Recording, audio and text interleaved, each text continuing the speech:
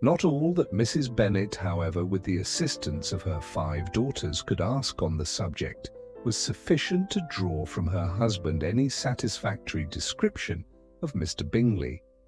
They attacked him in various ways, with barefaced questions, ingenious suppositions, and distant surmises. But he eluded the skill of them all, and they were at last obliged to accept the second-hand intelligence of their neighbour, Lady Lucas. Her report was highly favourable. Sir William had been delighted with him. He was quite young, wonderfully handsome, extremely agreeable, and, to crown the whole, he meant to be at the next assembly with a large party.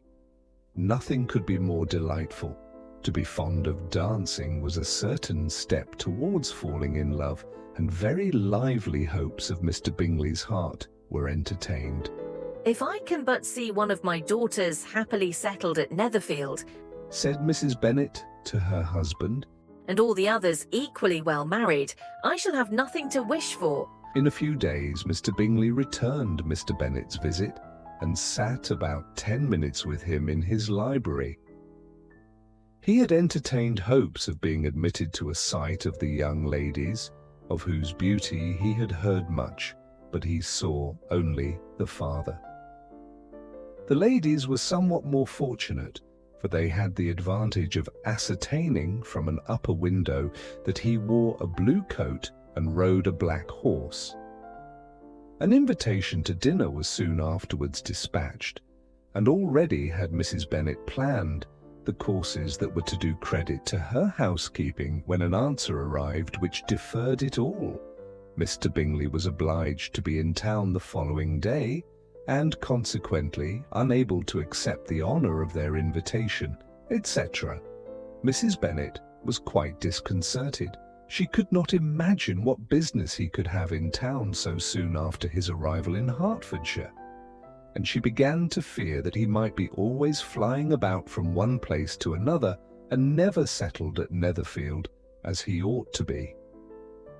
Lady Lucas quieted her fears a little by stating the idea of his being gone to London only to bring back a large party for the ball, and a report soon followed that Mr. Bingley was to bring 12 ladies and 7 gentlemen with him to the assembly.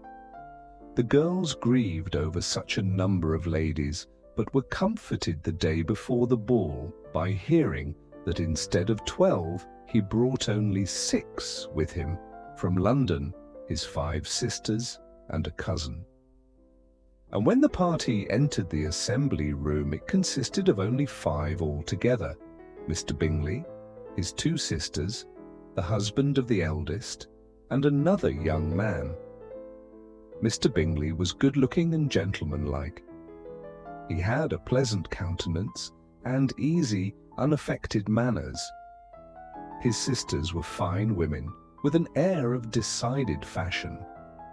His brother-in-law, Mr. Hurst, merely looked the gentleman, but his friend Mr. Darcy soon drew the attention of the room by his fine, tall person, handsome features, noble mien, and the report, which was in general circulation within 5 minutes after his entrance, of his having 10,000 a year.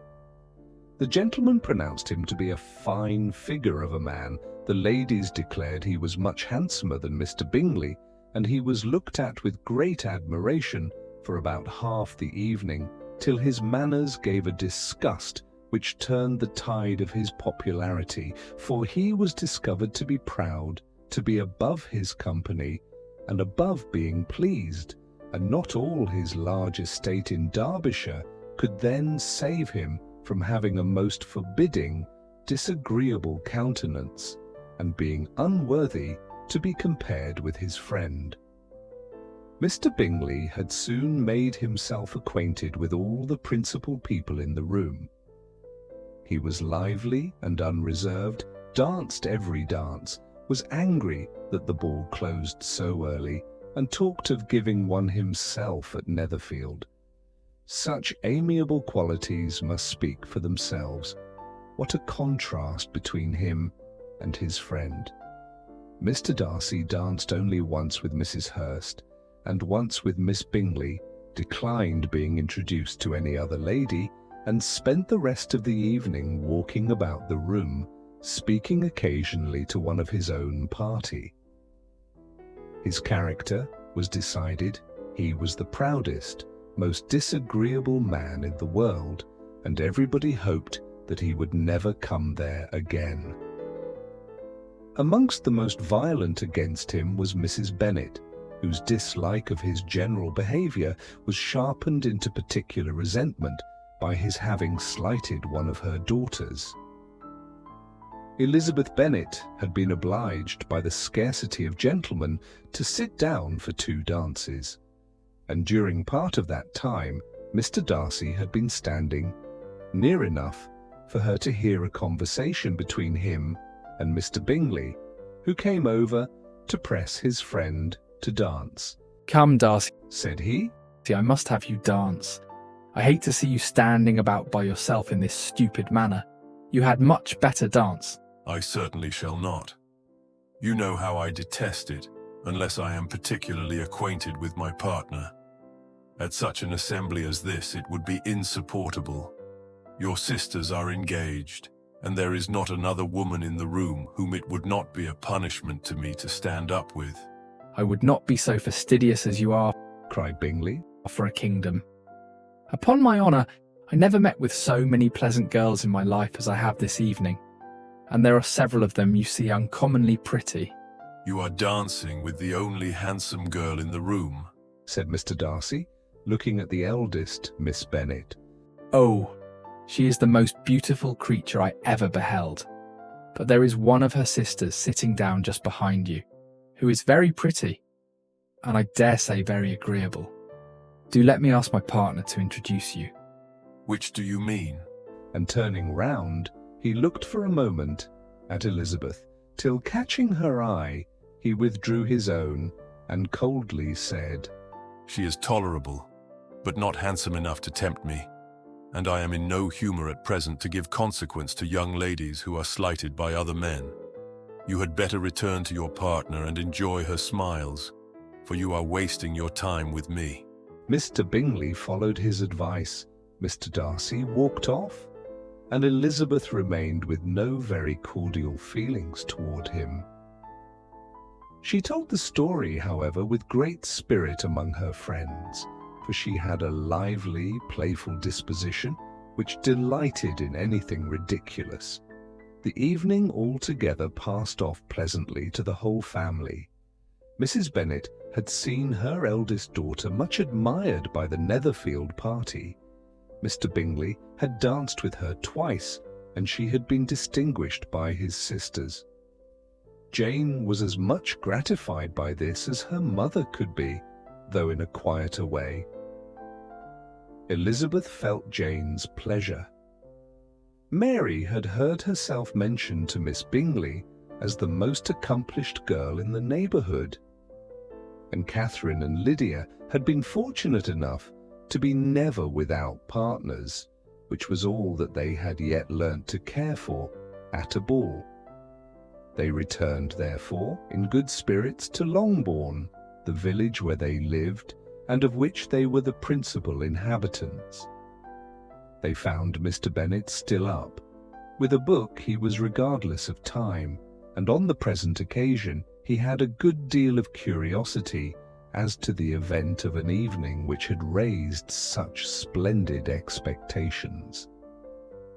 He had rather hoped that all his wife's views on the stranger would be disappointed, but he soon found that he had a very different story to hear. "Oh, my dear Mr. Bennet," as she entered the room, "we have had a most delightful evening, a most excellent ball.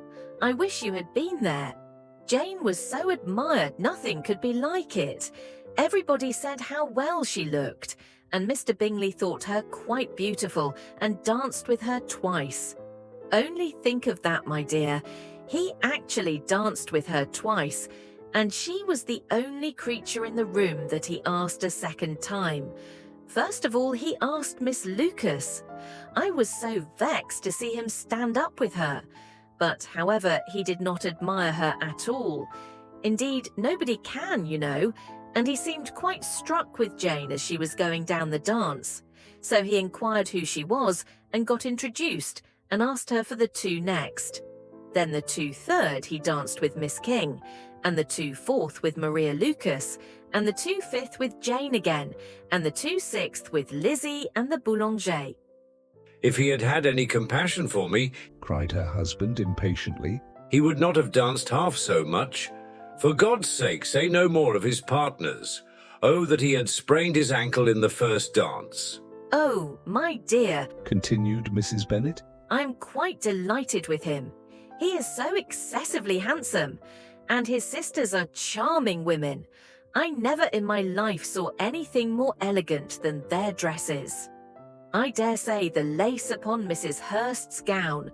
Here she was, interrupted again. Mr. Bennet protested against any description of finery. She was therefore obliged to seek another branch of the subject, and related with much bitterness of spirit and some exaggeration the shocking rudeness of Mr. Darcy. But I can assure you, She added, that Lizzie does not lose much by not suiting his fancy, for he is a most disagreeable, horrid man, not at all worth pleasing. So high and so conceited that there was no enduring him. He walked here and walked there, fancying himself so very great. Not handsome enough to dance with. I wish you had been there, my dear, to have given him one of your set-downs. I quite detest the man.